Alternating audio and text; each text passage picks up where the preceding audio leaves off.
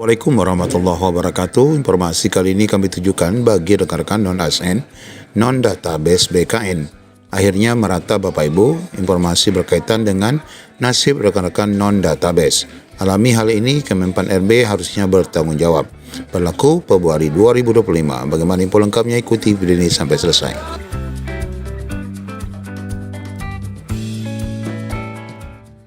Di sini kita akan menyajikan dua informasi yang mirip Bapak Ibu, yaitu berkenaan dengan nasib rekan-rekan non-ASN yang non-database. Informasi pertama, tidak bisa mendaftar P3K 2024, ratusan honorer mengalami Februari kelabu. Tidak bisa mendaftar alias mereka adalah non-ASN non-database yang kurang dari 2 tahun.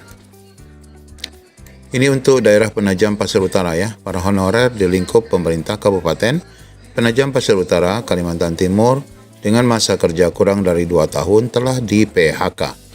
Diketahui para honorer dengan masa kerja kurang 2 tahun tidak masuk kriteria pelamar baik tahap 1 maupun tahap 2, kecuali mereka yang memiliki sertifikat pendidik yang PPG Prajabatan, maka bisa mendaftar pada seleksi P3K tahap 2. Pemkab Penajam Pasir Utara mengambil keputusan tidak mengenakan tersebut mengacu pada Undang-Undang tahun 2023 tentang ASN, di mana merujuk pada undang-undang tersebut sejumlah honorer atau tenaga harian lepas THL di SKPD terpaksa dirumahkan.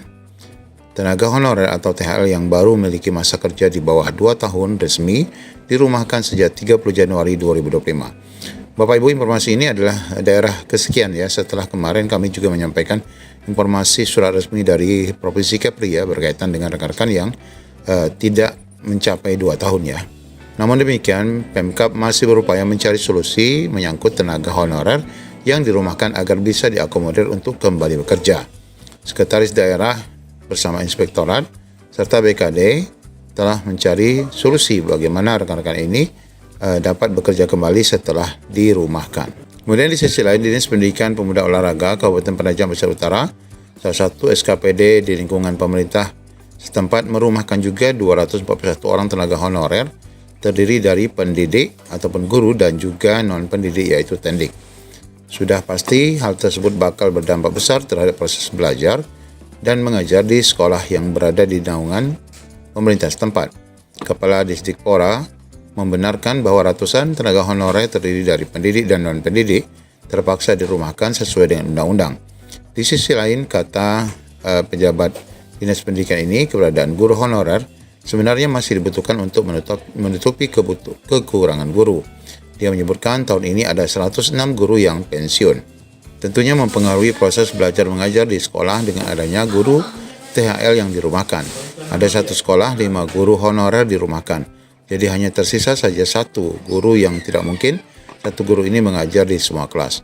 Andi berharap segera mendapatkan solusi terbaik karena masalah guru honorer tidak bisa disamakan dengan non-ASN lainnya ataupun yang tenaga teknis.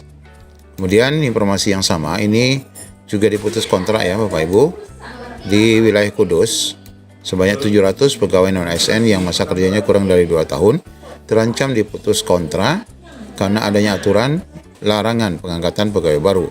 Kondisi ini terjadi di lingkungan Kudus ya, Jawa Tengah. Sebanyak 700 pegawai merupakan hasil pendataan 2024 di semua OPD di Kabupaten Kudus. Ini semuanya dirumahkan. Menurut Putut Winarno, dari hasil pendataan terhadap pegawai non-ASN, terdapat 4.500 di Pemkab Kudus.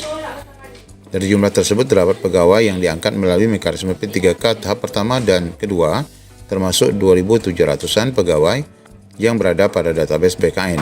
Namun sisanya terdapat 700 pegawai yang memiliki masa kerja kurang dari 2 tahun yang tersebar di sejumlah OPD.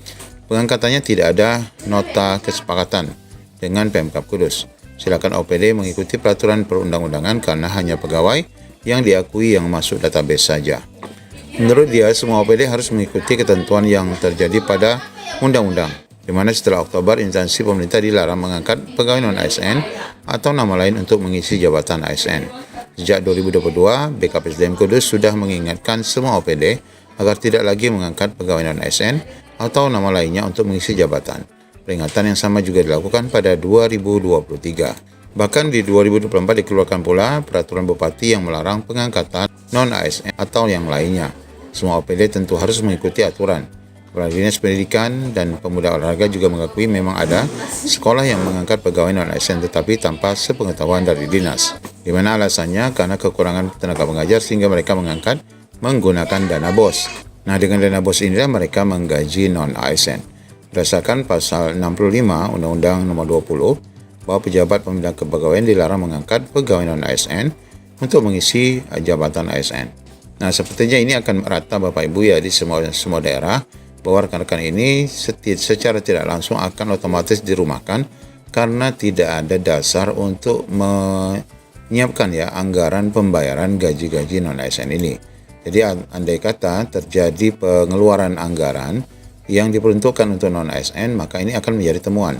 Kadang mereka tidak akan mungkin lagi dikeluarkan SK ataupun kontrak yang sebenarnya itulah menjadi dasar untuk dibayarkan honorariumnya bagi rekan-rekan non-ASN ini. Nah, dengan adanya larangan sehingga tidak akan ada lagi pengeluaran SK ataupun penandatanganan perjanjian kerja bagi kontrak non-ASN ini, maka tentu saja tidak ada dasar ya bagi Pemda untuk membayar gaji ataupun menggunakan dana APBD untuk pembayaran non-ASN ini. Ya, tentu saja setiap daerah akan menunggu regulasi baru berkaitan dengan rekan-rekan ini, apakah nanti akan masih terus bekerja ataupun dirumahkan selama-lamanya. Demikian informasi yang dapat kami sampaikan. Assalamualaikum warahmatullahi wabarakatuh.